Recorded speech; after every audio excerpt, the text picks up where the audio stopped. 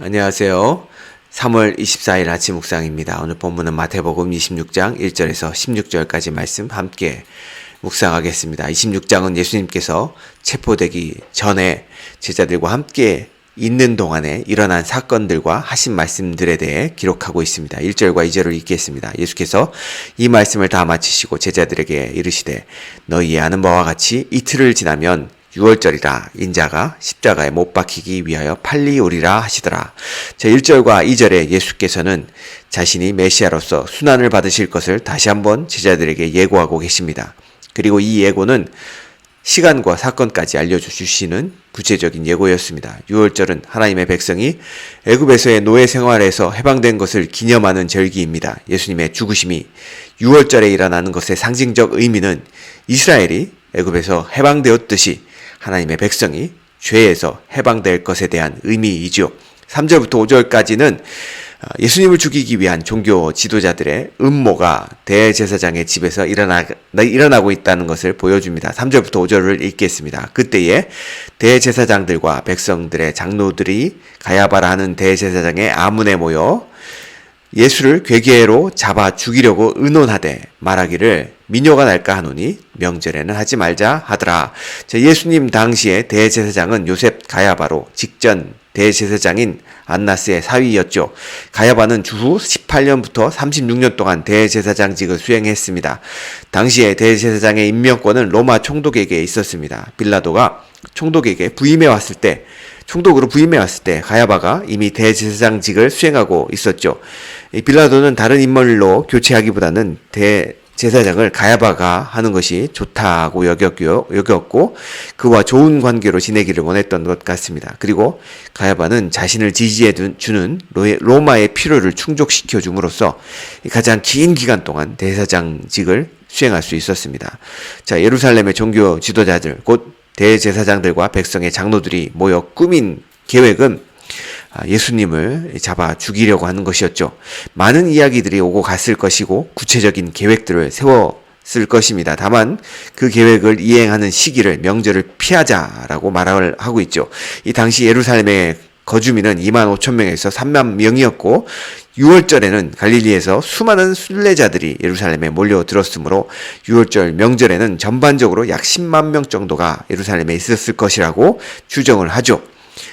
따라서 6월절 기간 동안에는 많은 갈릴리인이 예루살렘을 방문했을 것을 생각하면 이 갈릴리 출신인 예수님을 죽이는 것은 민요를 일으킬 소지가 있었기 때문에 그들은 6월절을 피하고자 했을지 모릅니다. 뿐만 아니라 예수님께서 예루살렘에 입성하실 때에 많은 군중들은 예수님을 열렬히 환영했기 때문에 6월절에 예수님을 처리하는 것은 정치적으로 부담되는 일이었을 것입니다. 6절부터의 장면이 대제사장의 집에서 베다니 문둥이 시몬의 집으로 바뀌는 것을 우리가 보게 되는데요. 6절부터 13절을 우리가 함께 읽겠습니다. 예수께서 베다니 나병 환자 시몬의 집에 계실 때에 한 여자가 매우 귀한 향유 한 옥합을 가지고 나와서 식사하시는 예수님의 머리에 부으니 제자들이 보고 분개하여 이르되 무슨 의도로 이것을 허비하느냐 이것을 비싼 값에 팔아 가난한 자들에게 줄 수 있었겠도다 하거늘 예수께서 하시고 그들에게 이르시되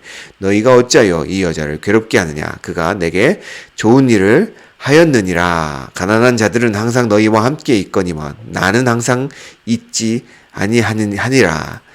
이 여자가 내 몸에 이 향유를 부은 것은 내 장례를 위하여 함이니라. 내가 진실로 너희에게 이르노니 온 천하에 어디서든지 복음이 전파되는 곳에서는 이 여자가 행한 일도 말하여 그를 기억하리라 하시니라. 자, 예수님과 제자 일행은 예루살렘 동쪽에 위치한 이 베다니로 가서 나 환자 시몬의 집에 머뭅니다. 이 집주인 시몬은 나 환자였지만 아마도 예수님께 호칭을 받았던 것 같습니다. 당시에 시몬은 흔한 이름이었기 때문에 사람들에게 그를 특징 지어줄 별칭이 필요했는데 그것은 나 환자였고 병이 치료받았지만 나 환자라는 별칭은 그대로 그를 따라 다녔을 것입니다. 그렇게 예수님께서 시몬의 집에서 식사하실 그때에 한 여자가 값비싼 향유 한 옥합을 열어서 예수님의 머리 위에 붓습니다. 자, 향유 옥합은 목 부분이 길고 가는 아름답고 값비싼 이 화병이었죠. 마가복음에 보면 옥합 안에 든 향유를 나드 향이라고 알려줍니다. 이 나드 향은 인도에서 수입되는 매우 값비싼 향유였죠. 당시 집안에서는 딸의 혼수로 나드 향을 준비하기도 했다고 합니다. 아마 오늘날로 비유하면 나드 한 옥합은 다이아몬드 같은 폐물이었을지 모릅니다. 또는 한 가족의 갑오였을지도 모릅니다. 중요한 것은 이 향유 옥합은 여인에게나 이 여인이 속해 있던 가족에게나 매우 귀하고 의미 있는 물품이었을 것입니다. 그렇게 한 여인의 삶에서 매우 소중한 물품이었던 향유 한 옥합을 여인은 예수님을 위해 기꺼이 깨뜨렸던 것입니다. 그리고 이 향유를 예수님의 머리 위에 붓습니다. 감히 식사 중이시던 예수님의 머리에 한 여인이 기름을 붓는 것이 가당키나 했을까요? 아마도 이 일은 갑자기 일어난 일이었을 것입니다. 그로 인해 순간 시몬과 함께 식사를 하시던 예수님과 제자들의 식사 자리는 갑자기 분위기가 싸해졌을 것입니다. 그 여인이 사용한 향유가 매우 값비싼 것임을 알아차린 제자들은 여인의 이 행동을 어리석고 엉뚱하게 여겼을 뿐만 아니라 여인을 향해 화를 내기 시작합니다. 아마도 여인을 향해 날카로운 비판의 말을 쏟아 부었을 것입니다. 8절에 보면 왜 값비싼 것을 가난한 사람들을 위해 줄 수 있었는데 낭비하였는가 였지요. 제자들은 예수님의 운명을 정확히 이해하지 못했기 때문에 이 여인의 기름 붓는 사건이 구원 역사에서 차지하는 놀라운 의미를 알지 못했습니다. 하지만 예수님은 이 여인이 한 행동이 무엇을 의미했는지 잘 아셨기 때문에 분개하는 제자들에게 여인을 괴롭히지 말라고 말씀하십니다. 왜냐하면 여인은 곧 떠나실 예수님을 위해 좋은 일을 행하셨기 때문입니다. 여기서 우리는 여인이 한 행동이 예수님께 어떻게 좋은 일이었을까를 생각해 볼 필요가 있습니다. 11절과 12절을 통해 우리는 이 여인의 행동이 예수님의 장사 준비를 위한 행동이었음을 알 수가 있습니다. 다시 말해서 이 여인의 행동은 예수님의 십자가의 대속 사역을 준비한 행동이었다는 뜻입니다. 자, 예수님께서 수차례 제자들에게 자신의 죽음에 대해 말씀하셨지만 제자들 중에 그 누구 하나 예수님의 말씀에 진지하게 반응한 자가 없었습니다. 오히려 누가 크냐는 논쟁만 했던 제자들이었죠.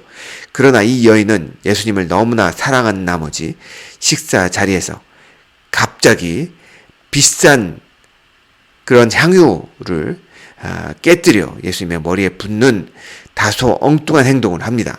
그러나 이 행동이 주는 의미는 굉장합니다. 향유를 예수님의 발이 아니라 예수님의 머리에 붓는 것은 예수님께서 메시아로서 십자가에 달려 대속의 사역을 감당하시기 전에 그 메시아로서의 기름 부음 받게 하는 역할을 했다라는 것이죠. 제자들이 볼 때 이 여인의 행동은 8절의 말씀처럼 허비요, 낭비처럼 느껴졌을지 모르겠습니다. 그러나 예수님께서는 그의 행동이 전혀 낭비가 아니었습니다. 왜냐하면 이 여인의 행동은 외롭게 십자가의 길을 준비하시는 예수님께서 메시아로서 공식적으로 십자가의 대속의 사역에 첫 발을 내디도록 하는 기름 부음의 어노인팅의 역할을 했다라는 것이죠. 실제로 이 향유 사건이 발단이 되어 유다는 예수님을 대제사장에게 팔아 넘기는 첫 걸음을 움직였다라는 것입니다. 14절부터 16절은 그것을 잘 보여주는데요. 14절부터 16절을 읽겠습니다. 그때 열둥 중에 하나인 가룟 유다라 하는 자가 대제사장들에게 가서 말하되 내가 예수를 너희에게 넘겨주리니 얼마나 주려느냐 하니 그들이 은 30을 달아 주거늘 저가 그때부터 예수를 다 넘겨줄 기회를 찾더라. 자, 값비싼 향유를 깨뜨려 예수님께 드려 사랑의 허비를 마다하지 않은 여인과 달리 유다는 예수님에게 더 이상 이득을 얻을 것이 없다고 판단되자 예수를 팔아 돈을 벌려는 목적으로 대제사장과 흥정하는 모습이 14절부터 16절에 나오죠. 15절에 은 30에 대한 구체적인 언급은 스가랴 11장 12절에 예수님에 대한 그 예언의 성취로 볼 수가 있습니다. 다시 말해서 예수님께서 목자로 배반당하는 모습을 예언 속에서 성취하고 있다는 것을 알 수가 있죠. 다시 말해서 예수님의 죽으심은 이스라엘을 위해 버림받은 목자로서의 죽임임을 알 수가 있습니다. 한 걸음 더 나아가서 이 15절과 16절에 나오는 넘겨주다라는 이 동사는 예수님께서 십자가에서 순환을 받게 될 것이라는 예고가 유다의 배반을 통해서 실현돼 가고 있음을 보여주고 있는 것이죠. 예수를 넘겨주려고 하는 말과 행동 속에서 유다는 자신이 예수를 넘겨주는 위치에 있다고 생각했을 것입니다. 그러나 그것은 그가 심각한 오류에 빠져 있음을 보여줍니다. 예수님께서는 누구에게도 넘김을 받는 그런 나약한 분이 아니셨죠. 그분은 하나님이십니다. 그분의 죽음은 우리를 죄에서 구원하시기 위해 하나님의 뜻에 순종하시는 적극적인 그런 모습이었다는 것입니다. 하지만 유다는 마치 자신이 하는 이 행동이 자신에게 매우 이득이 되는 현명한 행동이라고 여겼을 것이고 예수를 넘겨주려고 하는 어리석은 행동을 했다는 것입니다. 그는 자신의 값비싼 향유를 낭비하는 한 여인을 향해서 그녀를 정신없는 여인으로 매도해 버렸죠. 오늘날에도 예수님을 위해, 복음을 위해, 교회를 위해 자신의 모든 것을 투자하는 어리석은 자들이 존재하고 자신의 이득을 위해 예수를, 복음을, 교회를 이용할 줄 아는 현명한 자가 존재할 것입니다. 하지만 참으로 누가 현명하고 누가 어리석은 것일까요? 중요한 것은 예수님께서 어떻게 여기실까 하는 것입니다. 사랑하는 성도 여러분, 우리가 예수님께 칭찬받고 사랑받는 그러한 우리 모두가 되길 주님의 이름으로 소망합니다. 다 같이 기도하시겠습니다. 주님을 팔아 불의한 몫을 챙긴 유다처럼 재물에 눈이 멀어 악한 일을 도모하지 않게 하여 주시옵소서. 주님을 위해 거룩한 낭비를 할 줄 아는 그러한 여인과 같은 우리 모두가 되게 하여 주시옵소서. 그래서 주님으로부터 칭찬받고 주님으로부터 기념받는 그러한 축복을 얻게 하여 주시옵소서. 예수님의 이름으로 기도하였습니다. 아멘.